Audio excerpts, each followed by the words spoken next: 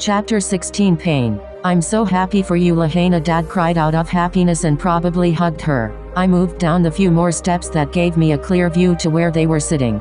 Lahaina and Aaron were sitting together with Dad sitting opposite them and another man, in his mid-20s, sitting to Aaron's right. As they heard my footsteps, they all turned to look at me.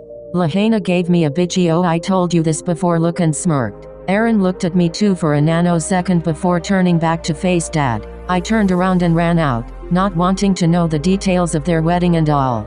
I saw Aaron get in. Nadia said in a low tone as I sat beside her on the passenger seat of the car. I know. I whispered, my head hung low. What's going on inside? She asked, starting the ignition. Oh, nothing much. Just discussing about wedding and stuffs. I answered, trying to sound funny but failed miserably. Nadia didn't say anything, just drove to her apartment. So what are you planning to do now? Nadia said, raising her brows and placing a plate of ham and eggs in front of me. I'm not hungry, I said and pushed the plate away to her. Answer my question first. I'll be staying with you for 3 or 4 days and then when I feel like I'm fine, I'll go back home and live my life like I used to.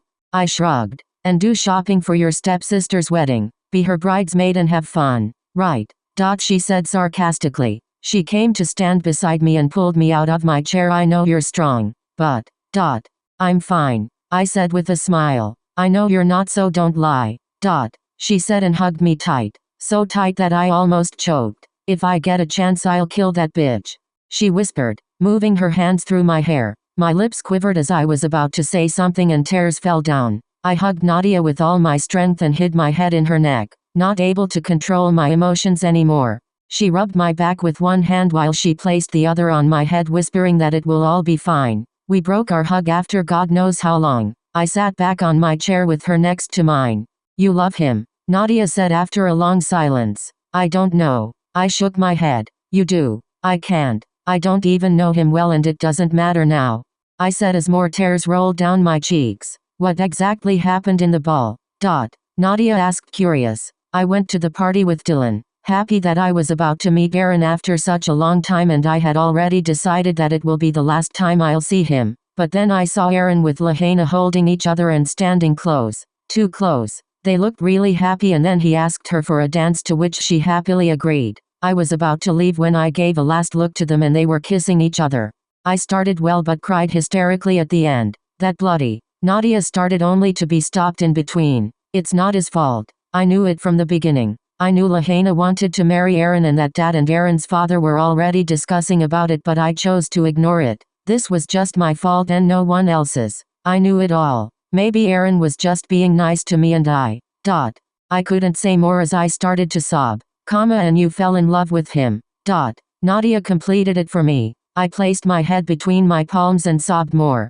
I don't know whether I love him or not. Love is maybe a very strong word for it. I had promised myself not to love anyone. I can't love. So you're leaving.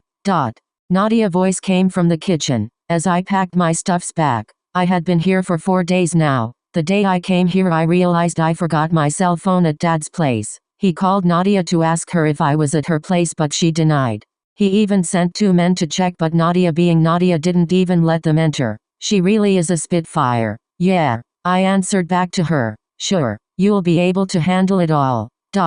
She asked, coming out and wiping her hands in a towel. Don't worry, I'll call you if I need to. I smiled and hugged her. Dad must be very furious with me. I didn't even go to the office in all these days I've been gone. He'll probably kill me, not metaphorically. Taking a cab from outside, I headed back home. My housekeeper opened the door for me and smiled, seeing me. Where were you all this time? With Nadia, I said and walked in. But she was about to say, but then realization hit her and she smiled. I went back to my room and changed into a wild blouse and black skirt. After a shower, of course. 4 days with Nadia had helped me a lot. It still hurts every time I think about it, but now at least I don't cry. Getting back down, I took a cab and went directly to my workplace. Miss Marshall, sir has called you in his office. I heard Lassie's voice as I was working in my cubicle. Oh no, I'm dead. I shivered just on the thought of seeing him. Getting up from my chair and straightening my dress, I moved towards his office. Come in, came his voice as I knocked on his cabin door. I moved in slowly, as in slow motion, towards his desk. If looks could kill a person, then I don't even want to know where I would have been. Sit, Dad said. his voice cold and deadly. I walled to the chair and sat down slowly, not able to look him in his eyes. Where were you? Nadia's place. I answered. I called you and even sent my men there to bring you back. Didn't I? He said and waited for an answer. Why? Yes. Then why the fuck you didn't come? Dad said furiously and snapped his hands on his desk and stood up. He was standing there as if controlling himself not to come and hit me. I'm sorry. I managed to say. He glared at me for some more time before sitting back in his chair. Now that you are back, Miss Marshall, Dad said in a humorous tone, I would love to enlighten you on a few topics, he said, not looking away even for a second. I nodded. So, do you even know there is going to be a wedding in our house? He started off calmly but shouted towards the end. No, not this. I've had a tough time controlling myself not to cry on this topic and I'm still not ready to talk about it. Yes, I know. I whispered to myself but he heard it. What did you say? He asked, raising his voice more. I said I know it. I know the day I left Mr. Woodwards was there to talk about his marriage with your beloved daughter Lahaina. I know it. Okay, I know it. I shouted back at him. Whoa. Caroline shouting at James. This chapter didn't add much to the story and was mostly a filler but still a much needed one. I'm thinking to make the next chapter in James' POV dodging tomatoes and eggs. How was the chapter? Boring? The next will be an interesting one. So, stay tuned. Don't forget to vote, comment and share. Love you guys. Blooming Rose 18. Chapter 17. The other one, James Pov. She shouted at me. That bitch shouted at me. The nerve of her. I wanted to go to her and drag her out of this building by her hair, but I refrained myself from doing so as it will not be good for what I wanted to talk to her about. Don't talk to your father in that tone. I replied back with anger filled in my voice. I know she is just too stupid. She will automatically regret her words the next instant. So-called fucking good-hearted people. Sorry, she whispered. Aaron did come to talk about the marriage but...